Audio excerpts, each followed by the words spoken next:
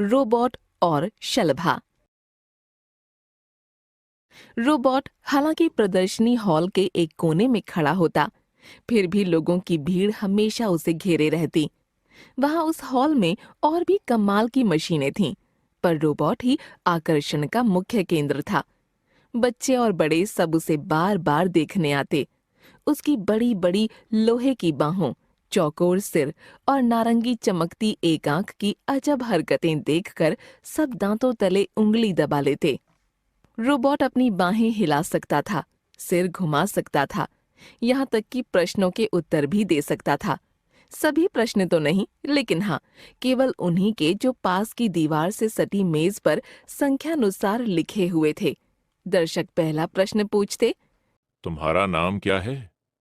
मेरा नाम द्रम है। वह अपनी रूखी आवाज में कहता। तुम्हारा जन्म कहाँ हुआ? मेरा जन्म एक प्रयोगशाला में हुआ। अब तुम क्या कर रहे हो?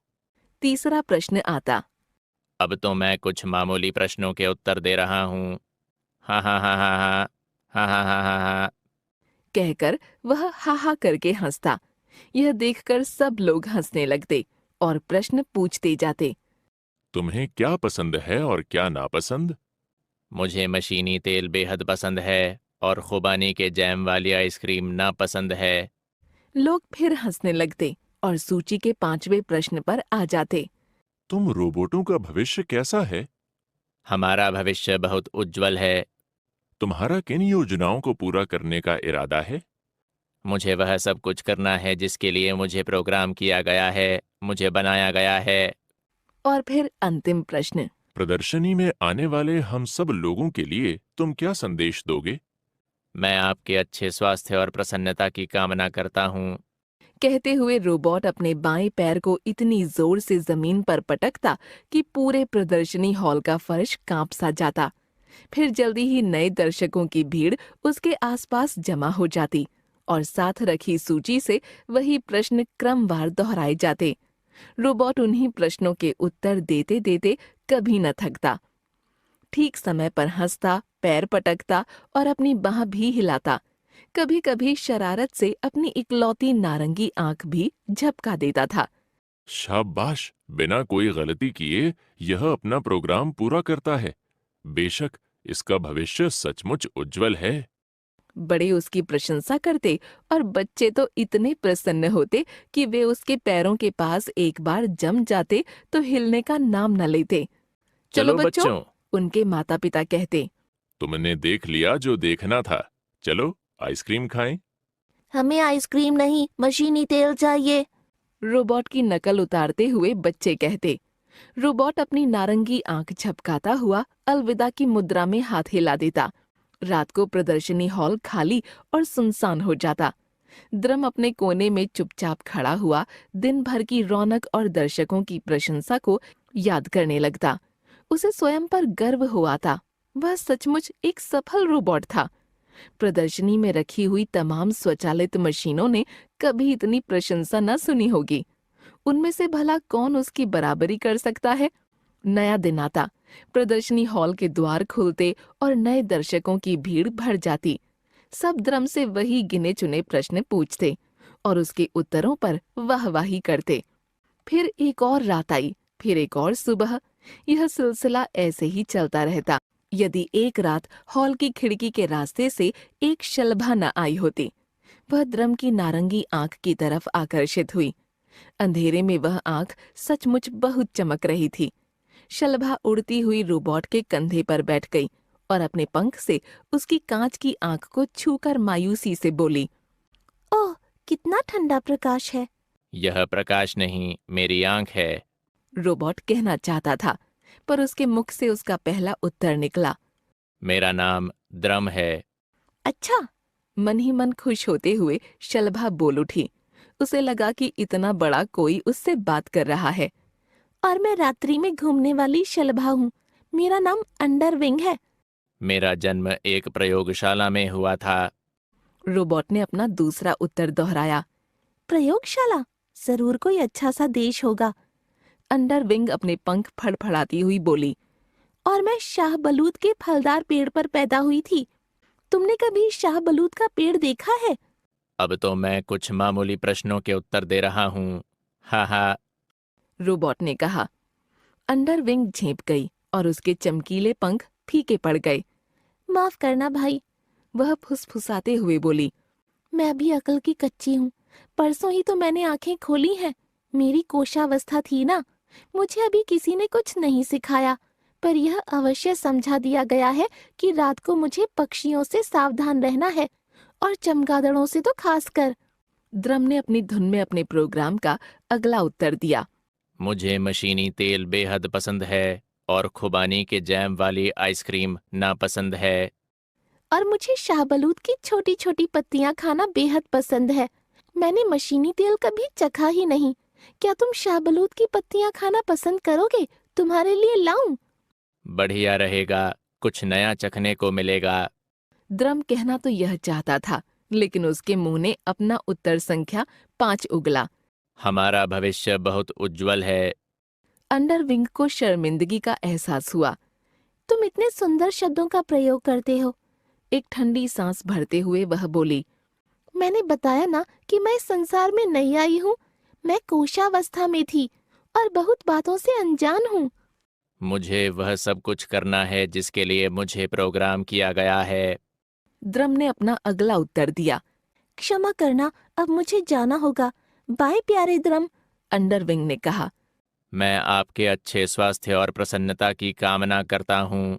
कहते हुए द्रम ने गड़गड़ाते हुए अपना पैर जोर से जमीन पर दे मारा। धन्यवाद, शलभा ने उत्तर दिया। उसने प्रेम पूर्वक द्रम के गाल पर अपना पंख फेरा और उड़कर खिड़की से बाहर हो गई। रोबोट ने अपनी इकलौती नारंगी आंख से उसे जाते हुए देखा और देर तक उसके अंदर एक अजीब सी उथल-पुथल होती रही।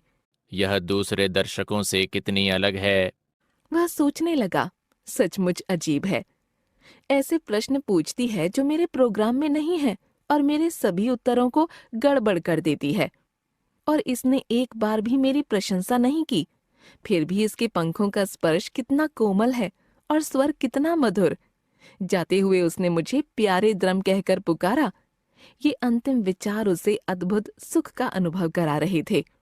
वास्तव में शलभा से मुलाकात की स्मृति में वह इतना खो गया कि उसे पता ही नहीं चला कब सुबह हो गई, कब प्रदर्शनी कक्ष के द्वार खुले और दर्शकों का सैलाब उमड़ पड़ा।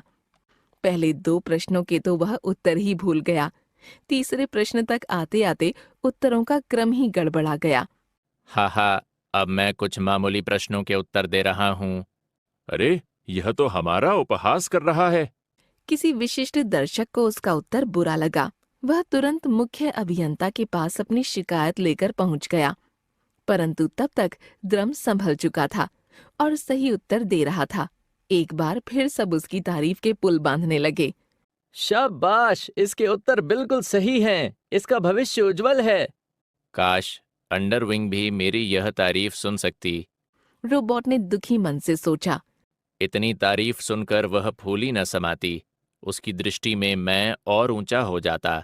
पता नहीं कि आज रात को वह आएगी भी या नहीं। यदि कहीं उसे चमगादड़ ने पकड़ लिया तो। सोचकर वह बेचैन होने लगा, पर ऐसा तो पहले कभी नहीं हुआ था। तभी शलभा आ पहुंची। बस थोड़ी देर तुम्हारे कंधे पर बैठकर दम लूंगी और फिर उड़ जाऊंगी। वह उसके कान में फुसफुसाई। कितना चैन, कितनी शांति है यहाँ। रोबोट के लौह शरीर पर एक कोमल सिहरन सी हुई। मेरा नाम द्रम है। वह बोला। अरे मुझे याद है, क्या तुम्हारे कोई भाई बहन भी हैं? अंडरविंग ने धीरे से पूछा। द्रम का मन हुआ वह उसे बताए कि वह दुनिया में बिल्कुल अकेला है, प्रदर्शनी हॉल में, पूरे शहर में बिल्कुल ही अकेला है। परंतु उसके मुख से उत्तर संख्या 2 निकला। मेरा जन्म एक प्रयोगशाला में हुआ। तुमने मुझे बताया था। तुम वही बातें बार बार क्यों दोहराते हो? थक नहीं जाते? अच्छा, मैं चलती हूँ। मुझे बहुत भूख लगी है। वह दुष्ट चमगादड़ मेरे शाहबलूत के पेड़ के आसपास ही मंडराता रहता है। अच्छा द्रम, फिर मिलेंगे। अंडरविंग ने एक बार फिर हौले से रोबोट का गाल अपने पंखों से थपथपाया और खुली खिड़की से फुर्र हो गई। द्रम देर तक उस तरफ देखता रहा। उसकी आंख में पहले से अधिक चमक थी। वह जरूर लौटेगी। उसका लोहे का दिल प्रसन्न था। उसे मैं अच्छा लगता हूँ, वह मेरे कंधे पर आराम से बैठ जाएगी। काश यह रात कभी समाप्त न हो। काश मैं कुछ और नए शब्द भी सीख जाता, अपने प्रोग्राम के अलावा कुछ और भी कह पाता। फिर मैं उसे इस प्रेम भरे व्यवहार के लिए शुक्रिया कहता और बताता कि वह मेरी एक ही साथी है, प्यारी साथी। द्रम की नारंगी आंख खिड़की पर ही लगी रही। वह बेचैनी से अंडर विंग की बाट जोहता रहा और वह लौटी, लेकिन बदहवास सी तेजी से उड़ती हुई खिड़की से आई और रोबोट के लोहे के वक्ष पर चिपक गई। वह दुष्ट मेरा पीछा कर रहा है द्रम, वह मुझे निगलना चाहता है, उसे भगा दो। कहते हुए वह कांपने लगी। रोबोट का मन हुआ कि वह बहादुरी से सीना तान कर कहे, डरो मत, मैं प्रदर्शनी की सबसे शक्तिशाली मशीन हूँ। क्या मजाल जो तुम्हें छू ले। लेकिन उसके मुख से निकला। मेरा नाम द्रम है। तभी एक काला चमगादड़ तेजी से खिड़की के रास्ते अंदर आया और रोबोट के चारों ओर चक्कर लगाने लगा। प्यारे द्रम, मुझे बचा लो। अंडरविंग गिड़गिड़ाई। चल भाग यहाँ से। द्रम कहना चाहता था, लेकिन उसके मुख से प्रोग्राम किया हुआ अगला उत्तर निकला। मेरा जन्म एक प्रयोगशाला में हुआ। चमगादड़ ने शलभा के पंखों पर अपने दांत गड़ा दिए, लेकिन उसे हड़प न सका। अंडरविंग रोबोट के पैरों के बीच नीचे जा गिरी। हाय मेरा पंख! वह कराहने लगी। चमगादड़ ने रोबोट के कई चक्कर लगाए, पर अंडरविंग उसे दिखाई नहीं दी। हार कर वह खिड़की से बाहर उड़ गया। आह, मेरा पंख! तुमने मुझे उस चमगादड़ से बचाया क्यों नहीं द्रम? अब तो मैं कुछ मामूली प्रश्नों के उत्तर दे रहा हूँ। हा हा। अपना उत्तर सुनकर ही द्रम कांप उठा, परंतु कुछ और उसे कहना भी तो नहीं आता था। शलभा धरती पर तड़प रही थी। उसका एक पंख टूट चुका था और वह ऊपर उड़ने की कोशिश कर रही थी। इस कोशिश में वह लट्टू जैसे गोल घूम कर ही रह जाती। काश तुम मेरे दर्द का अनुभव कर पाते। मुझे मशीनी तेल बेहद पसंद है और खुबानी के जैम वाली आइसक्रीम नापसंद। द्रम के मुंह से निकला। क्या कहा? अंडरविंग की आंखें फटी रह गईं। उसे अपने कानों पर विश्वास ही नहीं हुआ। तुम्हें मेरे लिए जरा भी अफसोस नहीं? हमारा भविष्य बहुत उज्जवल है। अंडरविंग को रोबोट का उत्तर सुनाई पड़ा। तुम कितने कठोर और निर्दयी हो। अंडरविंग की आवाज डूब रही थी। मुझे वह सब कुछ करना है जिसके लिए मुझे प्रोग्राम किया गया है। शलभा मृत प्राय थी। उसने धीरे से अपना बचा हुआ एक पंख उठाया, लेकिन वह नीचे गिर गया, हमेशा के लिए। अलविदा प्यारे द्रम। वह बुदबुदाई और उसने दम तोड़ दिया। मैं आपके अच्छे स्वास्थ्य और प्रसन्नता की कामना करता हूँ।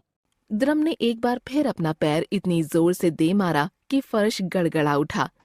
फिर प्रदर्शनी हॉल में मृत्यु का सन्नाटा छा गया। अंडरविंग द्रम के पैरों के पास निष्प्राण पड़ी थी। धीरे धीरे बाहर दिन का प्रकाश फैलने लगा। फिर द्वार खोले गए और उत्सुक दर्शकों का एक रेला भीतर आ गया। हमेशा की तरह दर्शक रोबोट को घेर कर खड़े हो गए। पहला प्रश्न पूछा गया। तुम्हारा नाम क्या है? वह मुझे प्यारे द्रम कहकर पुकारती थी। रोबोट का शोक संतप्त मन सोच रहा था। मुझे दोबारा कोई भी ऐसे नहीं पुकारेगा। तुम्हारा जन्म कहाँ हुआ? दूसरा प्रश्न आया। उसने बताया था कि उसका जन्म शाहबलूत के पेड़ पर हुआ था।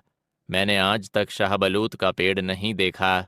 रोबोट रुआंसा हो गया। उसने अगले प्रश्नों में से किसी का भी उत्तर नहीं दिया। न ही एक बार भी उसने अपनी बाह उठाई, न पैर फर्श पर पटका और न ही अपनी नारंगी आंख झपकी। रोबोट के मुख्य अभियंता को बुलाया गया।